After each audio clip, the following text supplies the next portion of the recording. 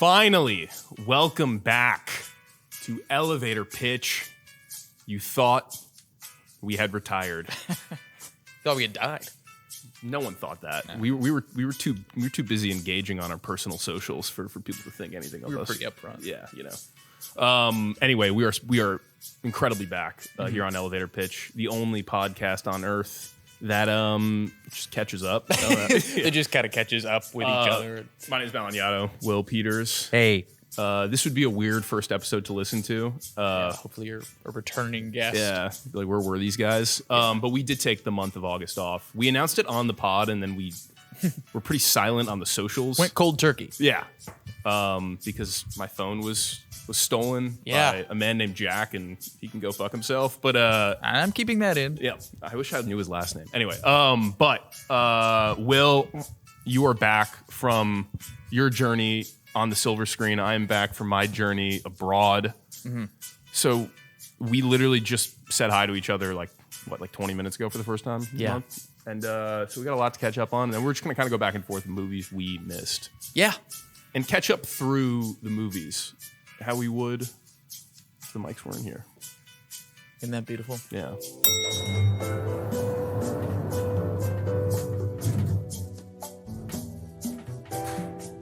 You're kind of like a fly on the wall right now. Yeah. For two old buddies. Speaking of flies on the wall, Sure. The fly on the wall who's usually here, aka our producer Tanner, is not. No. We have no idea if this is recording or not now. God, I hope so. But no, Tanner's. Where is Tanner right now? He's once again working on Please tell me the video. the video. He's working on Dungeons and Dragons It's always Dungeons and for Dragons. Friday beers. Check it out.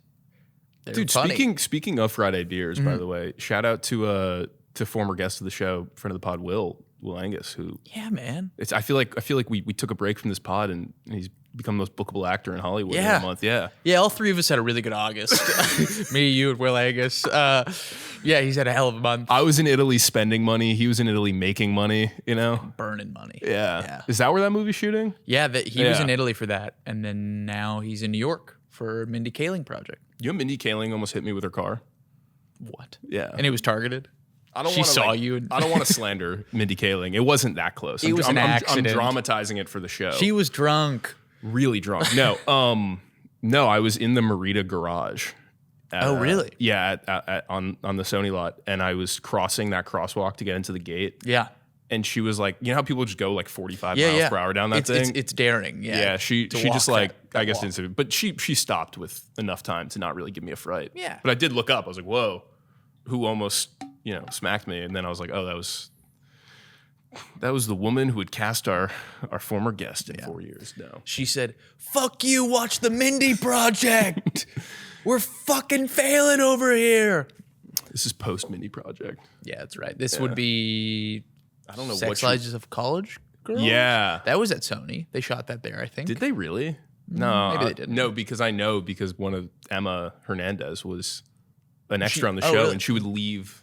Oh, okay. She wouldn't yes, work yes. when she did it. Yeah. Oh, you know what? I think that because this is not interesting for the audience, is that somebody on the camera team worked on Sex Lives of College Girls and worked on the morning show at Sony. The camera team for A friend of mine, Emily, she shot the Great Lake Bums. for your first film, Great Lake Bums. My first feature. She worked on the camera team for Sex Lives of College Girls. Okay. But she also worked on the morning Wow. show team. So I am thinking of her. Hey guys, when you hear us give really, really pointed opinions on films, like this is an example of just how in the know and in the weeds we are of this industry right here. Yeah. We're deep. We know everything. We see everything. We know everyone. Yeah. So everyone. what the hell's going on? Okay, so as we were talking before, I was abroad for a month. You saw the world. In a couple different places. Yeah. I was at a wedding in the beginning of the month for my friend, and then two of my friends and I basically like at different times, three of my friends actually, we like just took a train and did a little before sunrise and around Europe, and did the hostel thing and did did the, like eat the one big meal a day thing and It's awesome. get some cheap beer and stuff. It was an immaculate time. Yeah. I saw a ton of different places I'd never been to. It's beautiful. But most importantly, I saw movies in different countries, which was Very which was cool. a lot of fun. Yeah. And then the second leg, which is the part that you don't know about yet. Okay. Do you not know about this? I don't know about this. No. Okay, the other reason that I stayed, because I was going to come home out, obviously after like a week and a half or whatever it is. Outside of the wedding, I was a part of a trip, very fortunately, part of a trip with my father and my sister going to Zambia. And they were simultaneously happening. And I told my dad, I go, yo, I'm going to go to this wedding. And he's like, you going to fly back and fly forward? And I was like, well, I'm, a professional barista, so maybe I just kind of kick it. Yeah. Took a leave of absence, and then I went from I went from Rome, and I flew and met my father and my sister in the Dubai airport, and then flew to Zambia. And I flew back from Zambia to LA, and I was there for 7 days. So yeah, safari baby.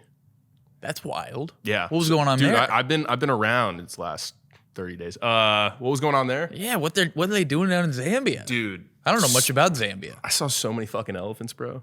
Gee, you take one home? Yeah. It's fucking. I took a couple, dangerous. Took a couple tusks, obviously. Obviously, I killed a couple.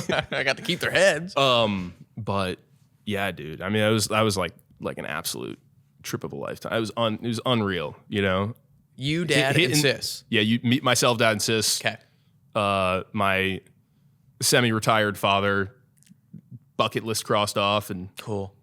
he was like, "Yo, like, we're gonna go do this." And I'm like, "Holy shit! All right, I'm gonna be travel maxing for a while." Yeah. And that's what happened. And I was the least productive in my life. We didn't do any pods. I didn't write any newsletters. I made no coffee. You lived life. I gave no tours. Don't need to. But yeah, it's good to be back in the studio. I mean, that is epic. What was your favorite? Do you have a favorite place that you were? Dude, I favorite have a couple. stop? Absolutely. Probably a top. The 3. safari thing was incredible. That's kind of like on the side, Yeah. It's its own thing. Dude, I gotta say, I mean, the movie going experience in Paris was pretty cool. Cool. I'll get into that when we bring up one of the movies, but Okay. I did get to see like an outdoor movie in Paris. Oh, cool. In like a public area, which was like very cool. I saw the Bandwagon. Which, have you ever heard of the Bandwagon? No. Okay. Well, would you believe it if it's on your watch list on Letterboxd? They always are. Yeah, they are. They always are. I've got the biggest watch list in the city. Yeah, want to watch. Scrounce. But yeah, it's a Fred Astaire movie. It's a musical. What was it? It was on a double feature of Singin' in the Rain and the Bandwagon. It's like a that's cool. 1950s MGM musical. You know what? I bet that there is a poster of that on the Sony lot. There's 100% a poster. And of it, I definitely saw it and was like, oh. It was awesome though. We went and like it was like a very cheap thing because the ticket to the thing was free. So it was like a very public kind of like arts. And this was outside? This was outside on it, and it was dubbed. Sorry, it wasn't dubbed. It was in English. It was like French subtitles. Okay. And there were so many people there of all different ages, and like you can just rent a chair for like €7 or whatever, and we were Cool. outside watching it, sipping wine. Fuck. It was beautiful. That's epic. Yeah, so we did that, Man. and then outside of the movie, and then I really liked Antwerp in Belgium. I thought that was a really cool city. Vienna, beautiful. Man, just fuck Prague is the only place. So what was wrong with Prague? Prague to me was like, and if there's any listeners from the Czech Republic here, Don't speak. please write in and tell me I'm wrong about this. But Prague to me was like, there was no separate, like there was either like the most local thing ever. I sent you that photo of myself roasting at worst. Yeah. Yeah. Could be the move. Yeah, could be. With your foot. Yeah. So you take a steak and you put it under your foot over the fire. Good way to keep a handle on it. Yeah, try it out sometime. Yeah. But yeah, it was either like the most local thing ever, where if you don't speak Czech, you can't even really exist there, which is totally cool. Not really my city, but the opposite of that was like super touristy. So there was not a lot of like middle ground for like it being a quote unquote like international city, I would say. Gotcha. Like it was like impossible to walk around Prague 1, which is like the center city, like during the day. Like it was like mobbed. Oh, just like it was so busy, so packed. with just people who were just like taking photos of castles and shit. I mean, it's like physically beautiful, but it's just like it felt like over tourized. Maybe it was the month. I don't know. Wasn't a lot of like walking around and kicking it. Okay. Yeah. Disappointing. Because it feels like Is the this rest of that. entertaining? Yes. All right. For me. right, yeah. So for the rest of the trip though, that was certainly an option. You could walk around, you're kicking it. Dude, But I not was in the 9th in Paris, which I think is a really dope neighborhood there. It's a great name for a neighborhood. It's all like the 6th, the 17th. I didn't know this. Yeah. I don't know much about. I didn't know any of this Anything. before I went. Yeah. I know a lot about the French post office trying to get my phone back now.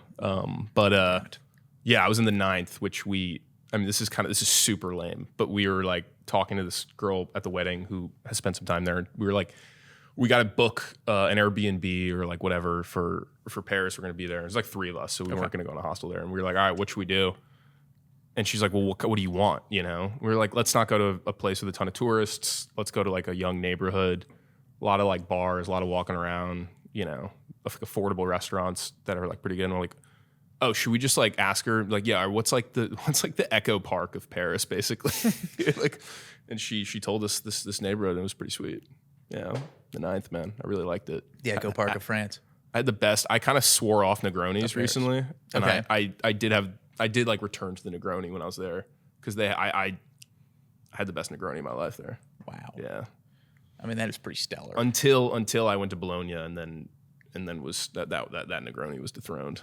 I mean, I'm not much of a Negroni guy. You following any of this? Yeah, I'm following. I'm not much of a Negroni guy, but I think Yeah. if I was where you were, I think it would be the only option. It was a Negroni with a like different type of like a bitters situation. So it had kind of it was like a tangerine bitters thing. So it had a couple different elements to it, you know, They're really working with something. that was, yeah, I mean, it threw me for a Parisian loop. And yeah, it was awesome. Yeah. We were just meeting people all the time. You just walk around 25,000 steps a day, Yeah. meeting whoever, hanging out with friends, you know. It's beautiful. Yeah. You really had a Euro trip. I did. You dude. lived the movie Euro Trip. Yeah, I didn't make it to Bratislava, unfortunately. If you do, ultimately. But yeah, dude. Wow. Anyway, yourself. Well, Myself. you're in a particular position now because you're days away from your nuptials. Yes. Yeah. If you were not invited, I'm sorry that you heard that on air. Sorry. Yeah. We wanted to invite you. If you're hearing this, we wanted you to be here. And you are coming back to work. You were also taking a leave of absence. I was. And why is that? Acting You were acting. in a movie. Your second feature. My second feature. You were with Will Angus on the set of the Luca Guadagnino movie. Me, Luca, and Angus. Yeah, the big 3. I was in a movie directed by Elevator Pitch's own Ben Oliphant. Does he have like proprietary? Does he have a cut of this podcast? He just was a guest once. He was a guest for our Paul Mescal Paul episode. Mescal episode, yeah. And we've shot. So we only really shot roughly like 50 to 60% of the movie. Oh, I didn't it's know not you, done. I didn't know you didn't finish it. We did not finish because there's a New York leg. Okay, so yeah, because I remember the Seed and Spark video. Yeah. That my little bit of my work's in Yeah, there. exactly. Why am I such an asshole? Come on. But We'll pay you back for that. but like I do remember it was a little bit of a bicoastal elite It is. comedy. Yeah. So you got 60% of it done. We got about 60% of it done. There's like one more big LA scene, and then there's like a decent chunk in New York. And I'm not sure when that is happening specifically. Okay. But I think it will be this year. Yeah. That we will finish it up. But yeah, it was basically August 9th through the 20th. We were off for 4 days, and then it was the 25th through August 31st. Thanks for breaking down the Google Cal for us, by the way. Of course. Yeah. So we got all those days. This isn't like a deposition. No. Nobody cares, man. I'm kidding. That was mean. No, come on. We're podding. I had a good time. It was exhausting. It was very hard. It's just you on the volume for days straight, right? Days. You know, I was kind of in the countries you were in, but in a volume stage here in Long Beach. Tennis balls coming at you. Yeah. It was very cool though, and it was a good crew, good folk. I was around a lot of friends. Yeah. And I loved doing it. I love to act. I love when I get to do it. Yeah. And it was fun to be able to, it was kind of one of those things where at a certain point you get into the flow of it, and it made coming back here to work very hard. Post-production. It was pretty heavy whiplash where I was like, oh yeah, now I'm an editor again. I'm a nobody. Wow. But now you're a podcaster. Yeah. And so now I'm back up. But yeah, it was a great experience, but it was really hard. Definitely. Like it was. And you're the star of the movie. I am. Your first build? I'm top of the build. Top bill? Yeah. So you're really. Top of the call. I mean, you're really kind of you got to kind of set a tone each day on set. Yeah. I laid the lumber. Yeah. I see a grip on his cell phone. I say, give me that shit. We are the gold standard. And put your fucking mask on. Even though I know none of us are doing that today. You guys had a mask mandate on set, right? Obviously, we did. You purchased a cruise ship for everyone to stay on. Yeah. Yeah, it was in Long Beach. We were down at the docks. So we were at Pier 27. But no, it was... I haven't because when I worked on Great Lake Bums with Jack, who was on the pod. Yeah. That was a little more. I mean, we did like 8 days up front in Milwaukee, and then we did like weekends throughout the year. Basically, we do like 2 days here, 2 days there. Yeah, so you're sort of like on a moonlighting schedule versus. This was just we were going. They were typically mostly 12-hour days. Yeah. And it was a lot. I think I did well. The early talk was that I did well. You served the story. I think I did what was asked of me. I feel like it wouldn't be appropriate for me to ask how the movie's going now. Yeah, because the director could be listening. He could be. I'll tell you off mic. No. I mean, I think it's going really well. Yeah. But it's the nature of the beast of making a independent movie too, where it's like we are actively raising money for later shooting and for post-production.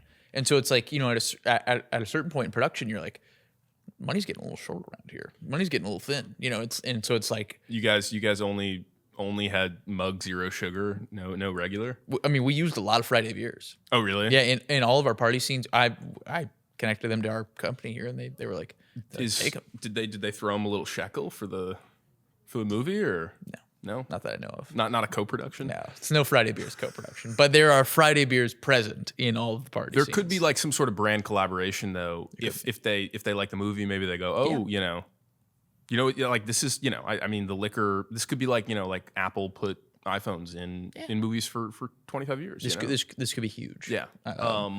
That's great though. Yeah.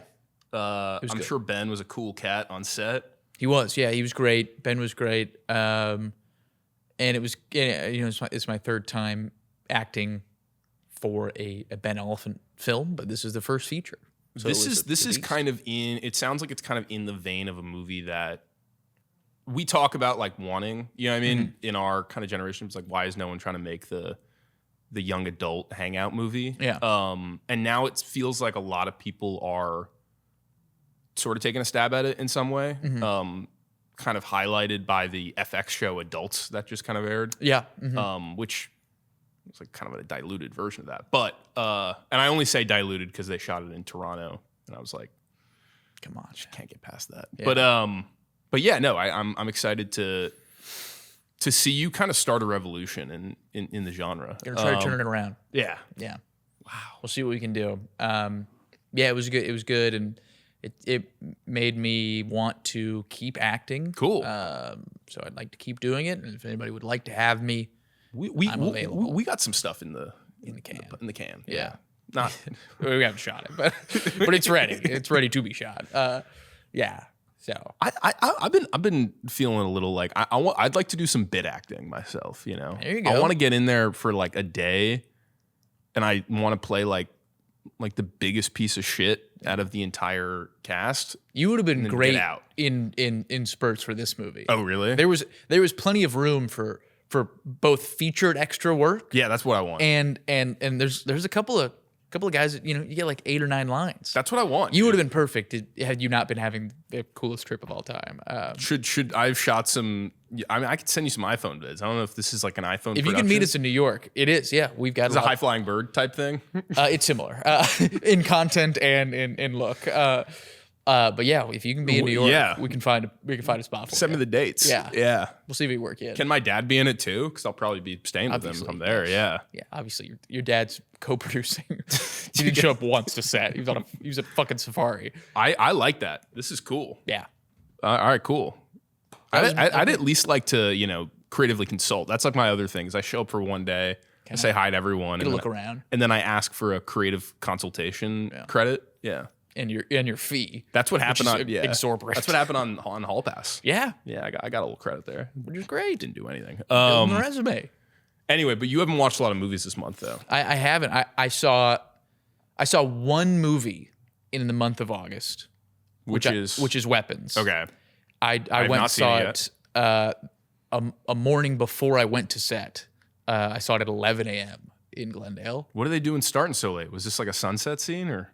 Yeah, we got to a point where most of our days were 2 p.m. to 2. We did a lot of that, and I was like, man, this is gonna fuck me up forever.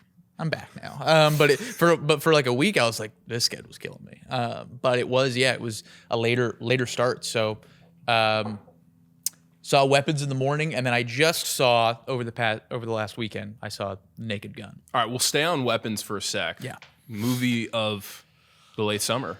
Yeah, movie of the month and movie of the late summer for sure. Did you really like it? I did, yeah. I did really like it. I really liked Barbarian, and so I was very hopeful for Weapons, and I think that it delivered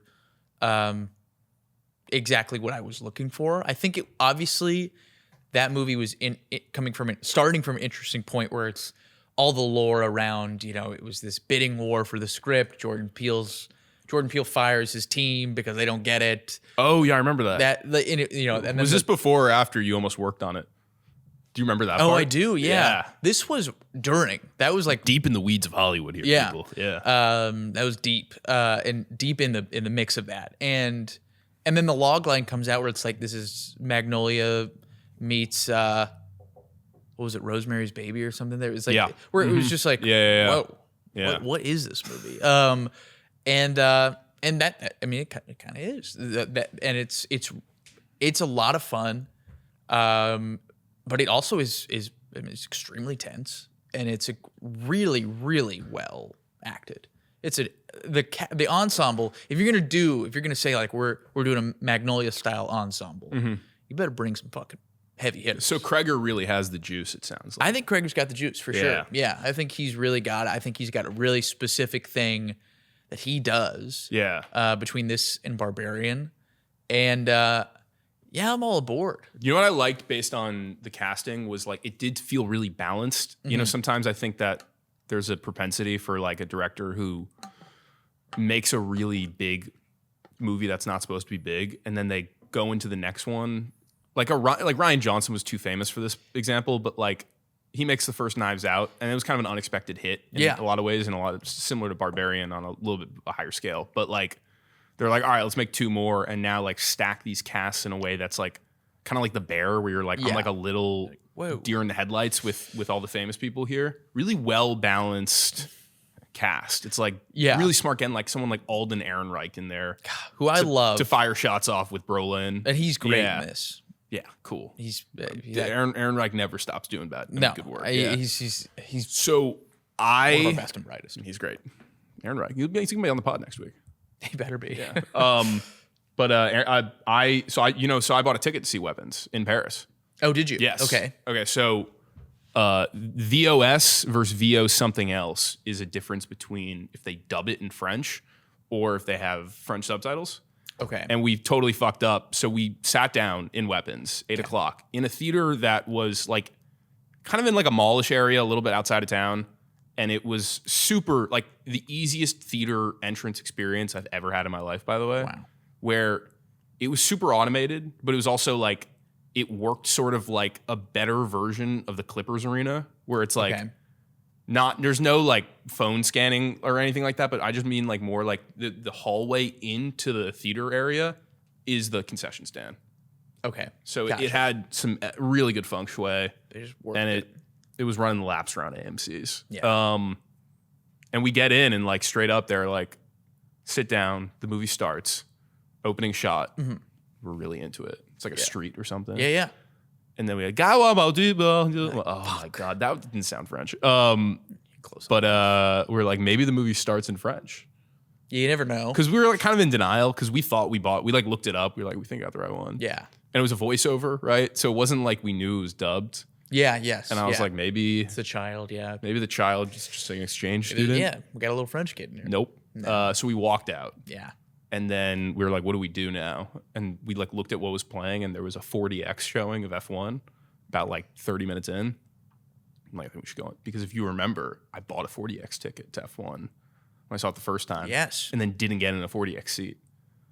So I sit down in a 40X F1. Yeah.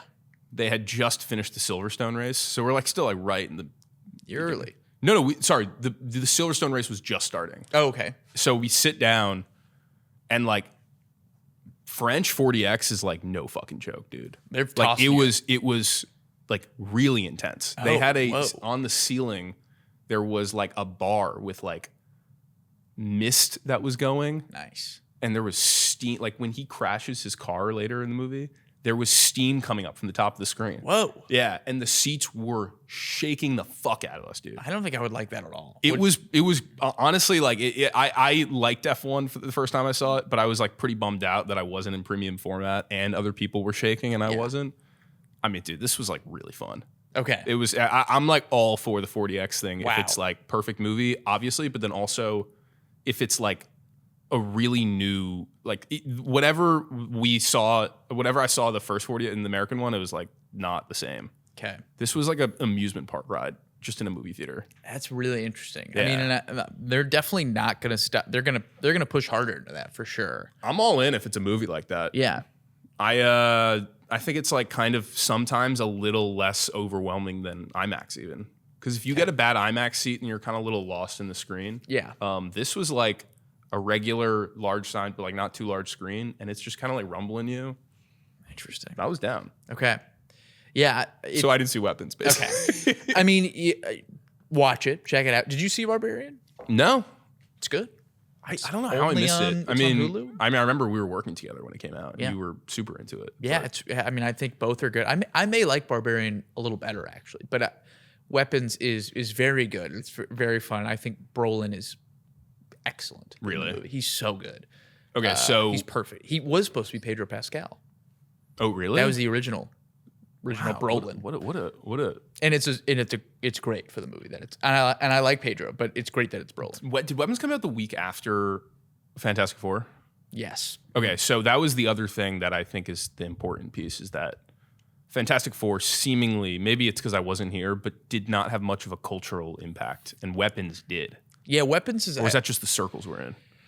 I mean, I think it's still in money. Fantastic Four has definitely made more. Yeah. But I definitely think in talking, I mean, again, it could be the circles we're in, but yeah, it really was like Fantastic Four, like Marvel has been recently, very front loaded. Your people that are there for it are going. It was the front, and they dipped like it had a significant dip on that second week, right? It was a pretty heavy dip. Yeah. And then, and Weapons was word of mouth movie? Pretty word of mouth. Yeah. I mean, not as much as like Sinners or Long Legs. Like Sinners and Long Legs really held, but they definitely pulled a similar campaign, especially to Long Legs, where like they really were like, we're not going to tell you anything about this movie. You should just go see it, and it worked. That's what Weapons did. Yeah. Speaking of a movie that wasn't like that, that I did see, that I think you've seen as well. Okay. Companion. I saw this on the plane. No, what is the second Jack Quaid movie of the year? It came out in like February. I have not seen it. You never saw Companion? No, produced by Zach Kreger. Oh, really? Yeah, it's in the Kreger-verse. Okay. I did not see it, and I heard mixed things about it. Yes, I had also heard mixed things about it. I was a big fan of it. Okay, interesting. And I think it's actually a better thing if you obviously like go see a movie in a theater if you want to, but this is actually a really good movie to have like a pretty low stakes, just kind of go in, lock in for an hour and a half, maybe on a plane if you need to. Yeah. Super fun idea for a movie. Okay. And one that I really, really, really wish I went into without knowing anything about. But like literally the preview screen on the plane told me the log line. Okay. And apparently it's in the trailer, it gives this away too. But it just kind of like doesn't let you unfold. Yeah. But I will say that like the movie itself is like exactly what there is a real adherence to do in like genre filmmaking now, which is actually stick to like one story. Like this is straight up like one story throughout the entire thing. Okay. And it never divulges. It turns on itself in ways that you're like, whoa, shit, that's cool. But it doesn't divulge from that story in a way that people are like, it never gets bored with itself. You know what I mean by that? And I like really respect it because it really like allowed me to be on a plane specifically and be like, yeah, I like know what I'm going to kind of like 45 minutes in or whatever. I was like, yeah, I kind of know what I'm going to be about on this movie for an hour and a half. And I don't know what's going to happen in the end, but I know the gist of like where, like how contained the story is going to be. Yeah.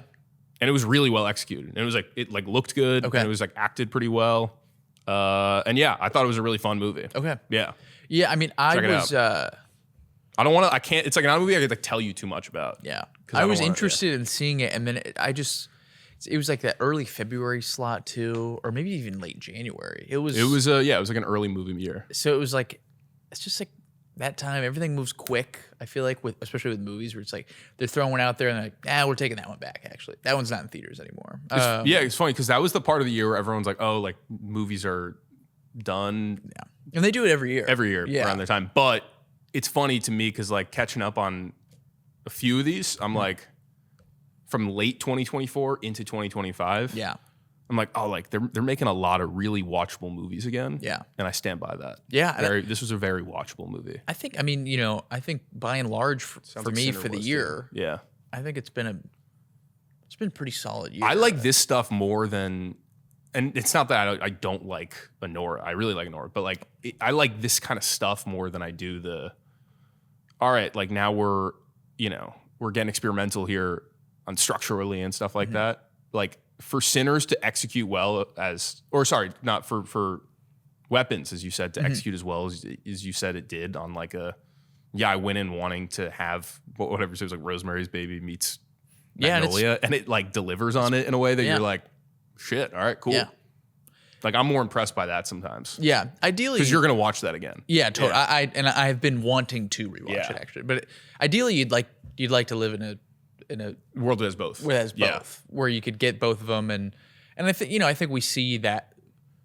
I think we've seen that balance a little bit more this year, whereas last year I feel like it was all it was just hard. It was like we have to elevate these in a way, like the independent, more art house films, which I love, but those were getting more of the spotlight because there was so little quality on the other side of it. Exactly. So it was like, I mean, let's just talk about this because we got nothing. And here it's like, if you want to challenge your brain a little bit, go check this out.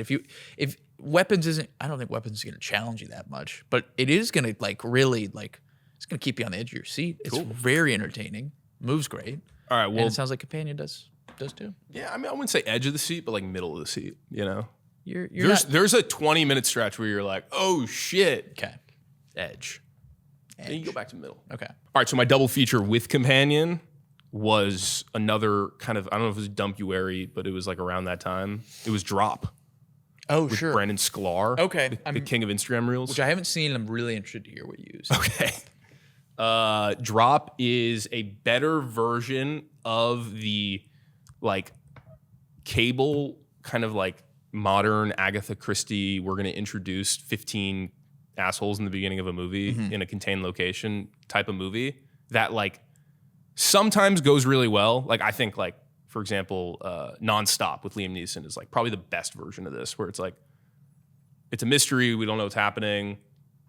But like honestly, more so similar to this, where it's like someone's gonna die if you don't do what I want you to do, is the Cillian Murphy one, Red Eye. it's kind of like red eye in a restaurant, to be honest Okay, with you. interesting. On a hinge date. Okay. And the way it's paced is like kind of perfect, to be honest with you. Yeah. Like it never gets into the reasoning behind anything too much. Yeah. It's like it's like sometimes these movies like The Menu or something like that where it gets kind of too obsessed with its own like philosophy and you're like, what do you like you're not smart. Like, Yeah. don't do that. Stop. And it gets too expositional with the people not at the center of the story even. And I'm just like, it kind of cut the fat. And it was all just like, what's going on with you? Because like it was kind of like two people who had a different hierarchy of information.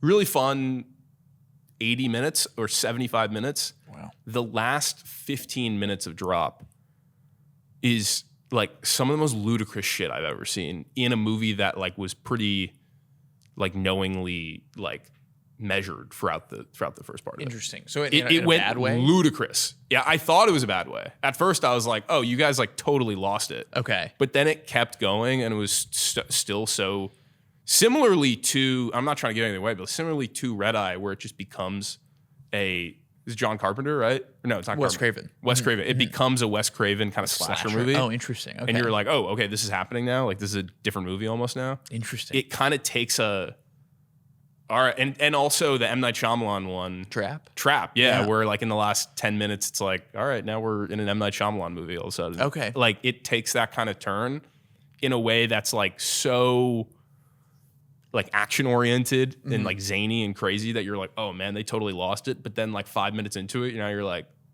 I kind of like it. I'm kind of here for this. Yeah. Yeah. Interesting. So It's one of these movies that you're like, oh, I'm gonna like this more and more the more, because now that I know what I'm expecting quality wise out of it, I'm just gonna start liking it more and more next time I watch it. So you're on board. I'm on board with both of them. Yeah. Yeah. I mean, I couldn't get Two great 2.5 star, maybe 3 out of 5. Okay. Yeah. anybody I talked to about Drop would give me a different answer. So, Jack Tucker, friend of the pod. Who doesn't like Companion? I saw on Letterboxd. Okay. Yeah. Really liked Drop in the sense that Interesting. in exactly the way you're talking about. I don't want to paint Jack Tucker as the #1 Drop fan, but he was September of Shame, guys. Shout out. Yeah, which we should get him on again for that. We should. Yeah. We're knee deep in September of Shame. And I saw Drop. That was my biggest. We're September guts of Shame. deep. And Jack, but I remember Jack texting me in March or whenever Drop came out, and was just like, honestly, Drop. Really good time, like worth a watch for what it is. And then also friend of the pod, Nick Conchola, told me that it was one of the worst movies he'd seen this year. And it was kind of like that with anybody I would talk to, where they'd be like, "Yeah, I had a good time with it," and they'd be like, "That movie fucking sucks." You know what's funny is like that movie to me is in the. Remember you were talking about this, like you had brought up this really good point. You have to remind me of the movie you brought it up with. But you were like, oh, it's. Or maybe you made the point and then I associated with the movie. Okay. A movie very similar to Drop, the Jason Bateman TSA one. Oh, what's that movie called again? Flight Risk? No, that's Wahlberg. Yeah. God, what is this movie? Baggage Claim. Carry On. Carry On. There it is. There we go. All right, Carry On. Okay. Someone, if you don't do this, I'm going to kill you. Mm-hmm. That movie being like the dull, I thought like the dulled out version. When you said there's some movies that are like, they're kind of like hollow versions of the really well executed B movie. Yeah. I know you liked it a little more than I did. I did. But it didn't feel to me like that. Okay. Like it was actually kind of it had some sharp edges to it. Interesting. Okay. And there was actually some like legitimately super dark shit in there. Okay. That usually would be like, oh, you're just like throwing trauma on a character to make it interesting. But in this movie, it kind of felt like not deserved, but I'd say it was like enough parceling of information at the right times for it to be effective for me. Okay. Yeah. It's the same guy who does Happy Death Day. And I remember enjoying that movie quite a bit. Like it's like you get pretty quickly like what this movie is, and but you're having fun with it the whole time. Kind of keeps spinning around, changing its format on you a little bit. I mean, I'm there for it. I will watch it. I trust Jack Tucker with my life. If he says it's fun, I'm gonna have some fun. Yeah. And if you say it's fun, I'm gonna have some fun. I just haven't had it yet. So drop. You watched it on the plane? I double featured that on the plane. Okay. Yeah, That's pretty strong. it's pretty good, right? That's pretty. I was like companion drop. That's like a good like January, February double feature there. You said your flight was 15 hours? That was on the way there. Okay. Yeah, I didn't watch these on the way. I'll tell you what I watched on the way back if you Okay. want to hear it. I mean, that's a good way to keep that flight moving. Dude, 15-hour flight, and get this, I had a four seat row to myself. Whoa. Yeah. Isn't that awesome? Yeah. So sick. That's amazing. Yeah. And better part of it, I was scrolling through the movies and I found myself in the credits for friend of the pod Josh Oud's sound mixed movie That was there. Everything I Ever Wanted or something. Wow. It was in the critically acclaimed drama section. I mean, yeah, obviously. Which is good. Yeah. It's not available on any streaming. You can only watch it on certain airlines. Whoa. So I was glad I caught it. Yeah, obviously. You watched it? No, I just Okay. scroll by the credits and take a photo. Sure. But Yeah, obviously. Anyway. Okay. Do you want to know what I watched on the? I do, yeah. Okay. What would you watch on the big flight? Wow. Flight back. This is what I watched. You ready? Yeah. At once. I did September 5, which Okay. I want to get back to. Okay. A movie that you should watch here before you go to New York and do the second half of this. Free Time. Free Time. Another movie that's on your watch list. I don't know. 2023 Ryan Martin Brown. It's an indie about a guy who quits his job and then just like fucks around New York. Sounds awesome. I don't know what I. Okay, you know who's got on the watch list? You, Corey Root, and Jack Tucker. I mean, sounds awesome. That's fucking. Oh yeah, I know this poster for Yeah, sure. yeah. It's currently streaming on Movie. A lot of public location, long lens. You know, you're like, oh, I like that they probably didn't have this location shot from across the street. I mean, lot of that. Ben Oliphant has watched it. It definitely informed something. Okay, I will say, Free Time, if you're interested in filmmaking, it's a cool watch just because you could see how people do something that had style Yeah. and a lot of humor with really like seemingly no resources. And that goes for the score, which is pretty good too. And it's like a jazzy piano score and stuff. The characters themselves were like incredibly unremarkable. And I'm not sure that's like good or bad, you know, because it's like supposed to be about people who like, I guess are kind of, there's like a real like malaise, you know? Sure. And you're like, that's a big theme of the movie, but it also makes for it like not being like swingers who are like the coolest unemployed people ever, you know? It's like these are just folks. Yeah, and they're bad at like everything, and they're like the least fun people to hang out with at all times, you know? So Yeah. I can't say like I loved it, but like I thought it was interesting. Okay. And I think that these guys, whoever they are, made a really good movie for They got some talent. the amount of like resources that they had. Hey, I love it. I mean, it was in my watch list. I'm clearly interested. Yeah.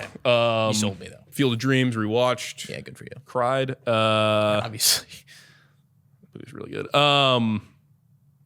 Dude, Burt Lancaster. The mom in Field of Dreams. What's her name? Amy. I think she's married to Ed Harris. Yeah. Yeah. She is in. She's on like cocaine in that movie. That was the one part of the movie. I mean, good What's for going her. on? Anyway, she's so in what? Weapons. Oh, really?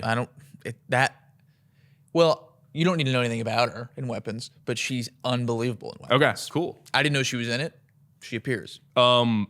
Anyway, back to new movies. Also rewatched Few Good Men. Yeah, obviously. Whatever. You're on a flight. Yeah. What are you gonna do? I actually finished it when I got home too, which is the funny part. Yeah. I was like in the middle of the courtroom. I'm just like, yeah, I got it. I'll be back. I got to tap in. But I watched a movie that you wrote a 3-paragraph rebuke of. Whoa. 2025 Lawrence Lamont's One of Them Days.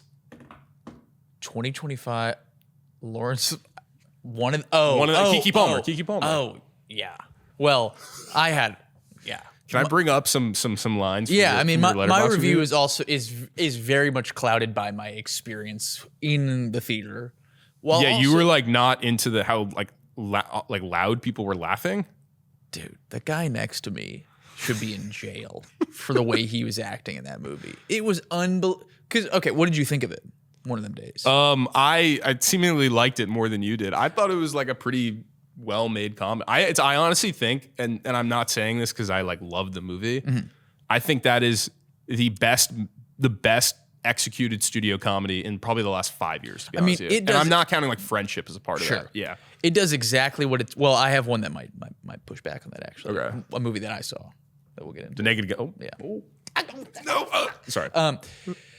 I agree. I actually think sets out to do. It's like Friday. Yeah. And it does it, but it's also fresh and like it's more modern. Like it does everything it's trying to do well. And Keke Palmer is like a bona fide movie star too. I think Keke Palmer is great. I thought SZA was excellent. I thought SZA was pretty good. Her character is incredibly frustrating, but she's really good. Yeah. And the boyfriends, like it was like everyone was like, cast was good. Cat Williams. I have a soft spot for Cat Williams. I think he's hilarious. Yeah. You know, he was great. Yeah. It's a good cast. Everything about it is like totally works. And for me, my reaction to it was like I was like, that's a solid comedy. Yeah. I wasn't bursting at the seams, but Yeah. I had fun time with it. The guy next to me has never seen a movie before. You did say, I was going to say that. Yeah. You did say that. Yeah. It was like he was seeing photos move with sound. Wait, you did describe him to watching 1896 Lumiere's The Arrival of a Train. Yeah. Yeah. It was like that where I was like, hey, buddy, is this your first one? And that's great. I wish you had told me before. I wish I'd known that before I sat next to you because it was insane. You watched the movie. Yeah. There's Alone with headphones. Sure. Yeah. There's nothing like where you're like, whoa, this is unreal that they're pulling this off. It's kind of like, yeah, all right. I thought the one physical joke that I thought like was like directed by Steven Spielberg or like maybe like Chad Stahelski or something. Was it SZA who goes into the car door or was like the evil girl? Yes. That was a really like funny, violent stunt. Yeah, that was that kind pretty of took me by surprise. The glass shatter. Yeah. And shout out to Josh Out again, mentioning him again. Did he work on that? Yeah, he helped mix the movie, and you know he had his hands all over the sound effects on that one. Obviously, it's Josh Out. Yeah, that's what he does. This is such an industry pod. Yeah, that's what we do here. We get in the elevator, we talk about the industry. But I mean, there's some good moments. There's nothing in that movie that would make me go like, "Whoa!" Yeah. What? This is all right. This is Blew my mind. The first line of the third paragraph of your review. Sure. Quote, these were the type of people, you're talking about the audience or the guy next to you. Mm-hmm. These are the type of people who were raised by their parents who encouraged them to, quote, dance like nobody's watching and told that if you love what you do, you'll never work a day in your life. We need to bully these people. Mm-hmm. These people need to feel ashamed again. We need to put these people on the no-fly list. Maybe they did because I saw the movie and enjoyed it. And they weren't on there. A plane. They weren't there. Mm. Because I can't even imagine how they'd react when that 747 touches down to the runway. That's a pretty good last line there. I like that. You really good closer. Landed the plane. Sometimes a movie and a movie experience just takes over me. Yeah. And that came out of me maybe 8 minutes after seeing the movie. I was in the car and I was like, we can't go anywhere yet. I'm like, I was with Rachel. Rachel felt the exact same way. Okay. Where she was, I mean, Rachel to me was like kind of like, will you do something to these people? Yeah. Like, what am I gonna do? Am I gonna hurt them? Am I gonna? That's the thing. You can't tell them to be like, could you stop having fun? It seems like you're having a great time, and I'm all for a good time, but this was unbelievable. This was too far. That's like similar to like in like film school movie theaters, like the movie theater in like a film school when you watch a movie there. And people would like performatively laugh and stuff like that. Yeah. It was like that for one of them days for 90 minutes. And this is something I hate. And I've noticed this more recently in audiences where I just don't get this, where it's like somebody on screen says, we got to go get these guys. And then an audience member goes, we got to go get them guys. Yeah. Repeats the line they just heard. This. Yeah. I think that's insane. What are you? You're talking. I just heard it. Do you think it's like bad, poor form that I was laughing on the plane, like maybe a little too loudly? So I laughed really hard at. I don't know why this made me laugh, and I don't even know if they made up this joke. I hope they did. Okay. Where the guy, to rewind, when I was a bartender for a brief time in my life, someone ordered a Pinot Grigio and called it a Pinot Grigio. Nice. And I always just thought it was really funny. Yeah. And similarly, a guy in this movie says like jalapeno or something. Yeah. And then the guy replies to him and goes, no, it's jalapeno. Like you kind of have to holla at the pino. I mean, there's some good. I'm sure, Matt, your level of laughter the guy keeps stealing the food. I'm saying like you are more than allowed to laugh in a film. Yeah. I encourage laughter. Okay. Because the movie I'm going to talk about, my final movie, Yeah. was Please The Naked Gun. Yeah. which was filled with great laughter. I Our can't audience believe had I a haven't hell seen of a it yet. time. Yeah. It's really fun. It's a really good comedy. And everybody was laughing and having a ball. What these people did at one of them days was a crime. They should be in jail. Naked Gun though. Naked Gun was super fun. Okay. And I'm so excited to see it. It's a breeziest. It's like 80 minutes long. It's practically a short film. Why isn't it's Yorm Tacone, right? And Akiva Schaffer? Akiva Schaffer directed. Okay, Yes. Akiva Schaffer, Lonely Island, you know, probably some of the most formative comedy in my upbringing. I'm sure similar to you. Yeah.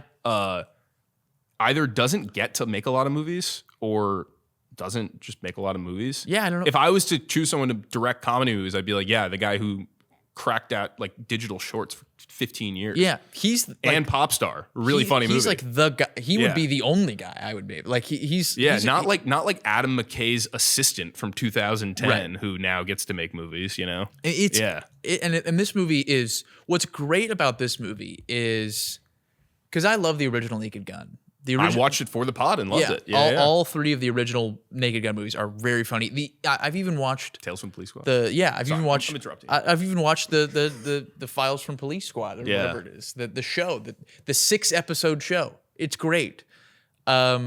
This movie does a great job of. I mean, it's the perfect example of a legacy sequel in the sense that they're going in there. And they're bringing in some characters. They're children of characters we know. A lot of them, which is a great bit. He's the character of Frank Drebin. Yeah. And but it's the same style, but they're not just repeating the jokes. Yeah. They're like, oh, this was the style of the original ones. Let's just make those same style jokes, but new jokes. Right? And it's replicable. It's replicable to evergreen. Yes. As opposed to so many legacy sequels where it's like, what if we just told that joke again? Yeah. And the audience would be like, oh, I love that one. Or expanded on the joke. Yeah. It's like, no, just we get the feel of that joke with the new thing. And this movie does physical comedy better than any comedy I've seen in a long time. Better than One of Them Days. Better than One of Them. One of Them Days does have some good physical comedy. I will give them that for sure. But Josh will have some words with you at his birthday. He did great stuff. Yeah. The physical comedy of Naked Gun is just like the gags. They're great. Like, and it's all like it's background stuff. It's all timing. It's all choreo. Like it's really smart comedy for a dumb movie. And I say that in the best way. It's like. It's just a dumb good time. Do you think it will bring back jokes? And do you know what I mean by that? The like Apatowification of comedy, which he was excellent at. No one was really able to replicate, but everyone tried to do just by like taking jokes away. Let's shoot a mile of They're film just a day and riff, you know? I hope it does. And now we're like, no, let's get the jokes back in the mix. Yeah, I think the Apatowification of comedy is great, and I think bits are great. Like having actual jokes with punchlines are great. And I thought it was interesting to watch a movie like that, a new movie, where you're watching, you're like, yeah, they did it. Well, they pulled it the off. Apatow movie, they have punchlines, but they found the punchlines in the improv, whereas people who tried to do it after that just had no idea how to find. Yeah, they're like, we don't have a joke. Just be funny for 10 Yeah. continuous minutes. I'm please. excited to see it. It's a really good I gotta time. sit down and do it. Yeah. Okay, the final one. Yeah. Final movie. Okay. Let's take a serious tone now. Yeah, please. September 5. Okay. Did you see it? I did not see it. Please check September 5 out. It was in the buzz for the Oscars and then kind of disappeared at the last second. It only got one nom, I think. I'm surprised Conclave took the procedural buzz from September 5 because they're both pretty straightforward, like people talking to each other movies. Mm-hmm. Conclave being a little more fictionalized, pulpy. Obviously, September 5 is about a real, like, horrific event, you know? Right. So different in that sense. But True. in terms of, like, a full movie, and I do really love Conclave and had a lot of fun with it, I do think September 5 is, like, probably a better version of the tired actors talking to each other movie, you know? Cool. Dude, I really, really liked it. Okay. And it was kind of sold to me as Well, the plot line, basically, if you don't know about it, it's the ABC sports television crew in the control room during, and it's the first time the Olympics have ever been broadcast live, and they end up broadcasting like a terrorist hostage situation live at the Munich Olympics when like the Black September, the terrorist group, took over the Israeli Villages team, and it doesn't leave the studio. It's like it's only about the ABC Sports guys. Sure. If you want to watch more about the other thing, you can watch Spielberg's Munich. You know, that's like that movie. But like this is like in the crew. It's very, very like I love the show Sports Night, for example. It's very much like people in a control room talking to each other. Yeah. Procedural in that way. Michael, the guy from Past Lives, I'm forgetting his name. Not Michael. Agaro. Yeah, John Magaro. Yeah. John Magaro is like really he's got so much dialogue to carry in this movie. Cool. As does Peter Skarsgård, Okay. who plays, legendary Rune Aldridge, Yeah. ABC Sports producer. But it was sold to me as like very this thing happens, this thing happens, this thing happens. And similar to like Warfare, it's not really about an interpretation of it. It's more like just about like this tense thriller of things happening. But in reality, the movie was like so much more about like people dealing with technology they're not aware of the ramifications of yet. You know, like it's the first time that they're doing a live broadcast of the Olympics, and they end up broadcasting this thing that, it basically like sets a precedent for, the quote unquote war on terror, whatever it is. And like these people discussing within the control room, like, well, whose story is this? Is this our story or is this Black September story? All that kind of stuff is really well done. It's not done in like a very preachy, this dialogue didn't happen way. Yeah. And you're kind of watching people like be good at their jobs, but not know if being good at their jobs is causing, serious danger in the world, and it's like, or not in the world, but in this specific event. And it was really smart. It was just really smart about that. And it's kind of like about like humans' relationship with like technology and exhibition and, like all like reality television. In a lot of ways network is and all that stuff. Yeah. But it was like kind of a good revisionist example of that. Cool. And I really liked it.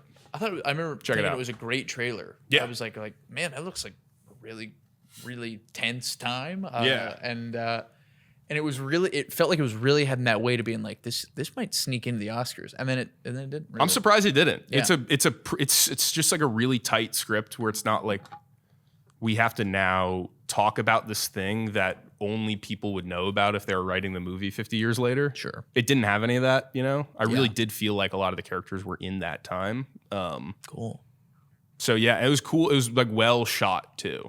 Okay. Like it was very much like like how like digital movies, when they're really dark in control rooms and stuff, they're just like kind of like flat or bright or whatever it is. They put some thought here. It really felt like you were in that room with them for Interesting. like, 7 days straight or whatever was going on. Spooky. But, yeah. That's the kind of movie I would love to be in as an actor. That feels like it would like just. You would eat up some pages in this movie. I'd love to chew on a little dialogue. Would you go would you go Magaro mode? If they'd let me. The last time they let me, they said you can't do that again. That's when I talk about like acting, and when they're like, well, if I would only specifically want to do that. Be like, I'm only a John Magaro type. Sorry. Well, like I don't want to deal with any nuance. I just want to be like tensely saying something about some way I'm operating something. Like I could do like in the submarine movie, where like the guy who's like tracking the missile. Yeah. And he's just shouting positions. Yeah. It's kind of like where I land myself. Yeah. That's Magaro was a little more nuanced. That might be better for you. Okay. Yeah. We'll see. We'll see who gets the role. For September 6th. Yeah. The next day. But yeah, dude. Wow. I don't know how long did I talk about September 5 for? A couple minutes. Okay. A few minutes. It's all relative. So we watched some movies on our time abroad. Airborne, yeah. We snuck some in. Yeah. Now we're back on the scene for what is to come. What's coming up right now? We've got a couple more weeks of like figuring it out as an industry of like this weekend is Elevator pitch industries, or is the film industry? the film industry. Okay, yeah. This weekend I think maybe the big movie is the Long Walk in Spinal Tap 2. Excellent trailer for The Long Walk. You're like, do you think they're aware of what they did? Because it starts out with like almost like a cheesy trailer. Yeah. But hey, where'd you come from? And it's got like a kind of like poppy country song, and then it immediately goes into that dystopian Hunger Games, people getting shot in the street. Like, well, it's shot by the first Hunger Games director. Yeah, it's Francis Lawrence, right? Yeah. I was like super into. I was like, I laughed out loud when it took a turn. I was like, this is cool. Yeah, I mean, I'm intrigued. I like Cooper Hoffman. David Mackenzie. Yeah. Or David Johnson. David Johnson. Yeah. Sorry, David Mackenzie's a director. Right? Yeah. Mm-hmm. Movies. I mean, but in 2 weeks, weekend of the 27th is one battle after another. That's kind of when we're. Yeah, but that's 2 weekends? No, that's 3 weekends away. Yeah, we're still a little bit out. But what about him? We forgot about him. I'm worried about him. You're worried about him? Yeah, I'm worried about him. Dude, Seth Zane, friend of the pod, is really good friends with Tariq Withers, who's the star. I tried to get him to come on Elevator Pitch. I remember that. Yeah. And I wish him nothing but the best. It was shot down. And I hope the movie is good. I've really not liked those trailers. I really liked the first trailer. Yeah, the second trailer I thought was. I think I sent it to you. Yeah. Yeah. The second trailer, I don't know. I'm worried about him. Okay, him is September 19th though. Okay. So we got him, and then before that is The Long Walk. But you're right. No, there's not a lot in between that. One battle after another at the end of the month kind of kicks off our fall. Yeah, because then the next weekend is Bigelow's movie on Netflix. Yeah, which I think the nuclear meltdown one. Yeah, House of Dynamite. And that same week is Smashing Machine. Yeah, the legendary turn of Dwayne "The Rock" Johnson. Mm-hmm. And then the next week is fucking Roof Man. Which look, I'm all about Roof Man. I'm ready to roof. Dude, people are liking it coming out of. Yeah. Was it Telluride or where was it? Yeah, I think it was Telluride. Yeah. People are liking Roof Man. Kiki and Channing, come on, and Derek Derek. Yeah, dude, place beyond the. Lakeith is in there. Well, Roof Man's going up against the return of Daniel Day-Lewis. Whoa, yeah. I like how Daniel Day-Lewis, he comes out of retirement, son's directing the movie, and he's like, who do I want to duel swords with? So give me Sean Bean. Give me Bean. Yeah. Let me take one last Where the fuck has stab. Bean been for the last 10 years? Just booking work. Just being all reliable. He got decapitated on Game of Thrones and then never did anything again. He's just staying busy, however he can. Spoiler, I don't fucking know. I don't watch that show. Yeah, the fall's going to kick off. I know right now out that I would like to see is Splitsville once again because of a wreck by Jack Tucker. Is Splitsville the Dakota Johnson one? Mm-hmm. Adria I can't Arjona. get over the fact that those guys are just totally out of the league of the two women in that movie. Way to go for casting them, I guess. I imagine it plays into the comedy of the movie. I would imagine that too. Guess. Yeah, because it is stark. It's like really stark. Yeah, but it's Jack Tucker said it was awesome. It was one of those things where it like the idea seemed conventional, but then it's like a Neon movie, and I'm like, why does Neon have this? Why does Neon want what does Neon know that I know? Yeah, it's the what's the NBA guy, Brian Windhorst. It's like, what does Neon know here? You know, what is Neon doing? Fingers up, Windhorst. Yeah, it's a little bit of that. So yeah. Well, we got to decide who we're going to pitch to, and then shame about, and we'll go from there. Yeah. September is shame. We will be doing. I have yet to begin my shame, but I have a list. I do. Oh, you got your shame I've got list? my list. Yeah, I haven't really made a list. I just need to take some cracks at bat. Can you give me one title from the list before we get out? Yeah. You want to know? It's a lot of us scrolling on our phone. This all stays in. Let's see. Oh, you know what? Here's one that's relevant because there is a movie coming out that is about the making of this movie. Yeah. Is Breathless. I've never seen Breathless. Oh. And that's like, and they got the Linklater movie. Yeah, Nouvelle Rouge. I believe. I've seen Breathless. Breathless is like, I think they show you Breathless day one of film school. I think they're like, they sit you down. Yeah, maybe. I think I've watched it after, but I've never seen it. I do like Breathless. I'm a big French New Wave guy. Sure. And good for you. The Italian New Wave is like melatonin to me. It's just puts me right to sleep. Yeah. So you're not a Fellini guy. Man, I've tried. Can I admit that on mic? Sure. Yeah. I'll keep it in. Is Breathless Godard or Truffaut though? It's Godard. It's Godard, right? Mm-hmm. Yeah. The French New Wave is Can't wait to He's hear very about this. foreign to me. Can't wait to hear about this in the comments. Yeah. Yeah. I have not explored a ton of French doing. Dude, the trailer for the Linklater one, really, really well cut together trailer. I thought it was a good trailer too. Yeah. I thought it looked really interesting. Return to Deutsch. Yeah. I mean, always good to have. And she's in a movie right now called The Threesome. Yeah, once again, Zoe Deutsch like making a movie that looks good, but then it like only exists on like Hulu plus TV or something like that. Yeah. We got to get her off Hulu. We got to put her in the elevator pitch the movie. Well, then, she's good. She's going to go to Netflix. It's like, can we get her out off streaming island? Do you think people in Oklahoma have ever seen Zoe Deutsch in a movie? They better soon. Yeah. I hope they do. See her and Jimmy Tatro blasting darts on Instagram. Good for them. I want to get dinner with the two of them. Yeah, without Rachel, just me, Jimmy, and Zoe. Jimmy and Zoe. Yeah. Anyway, I think that's it. Yeah, I think we came and conquered. But yeah, that's all. That's all I got. Yeah. And thanks for tuning back in with us. Thanks for being back. We're happy to be back. Yeah. Good to see you all. Great to see you guys all. Yeah. And Elevator Pitch has big things for the fall. Huge things, even. We're getting Elevator Pitch married this fall. Well, that too. Personally, all three of us. Oh, really? I'm getting you married before me. Cool. Yeah.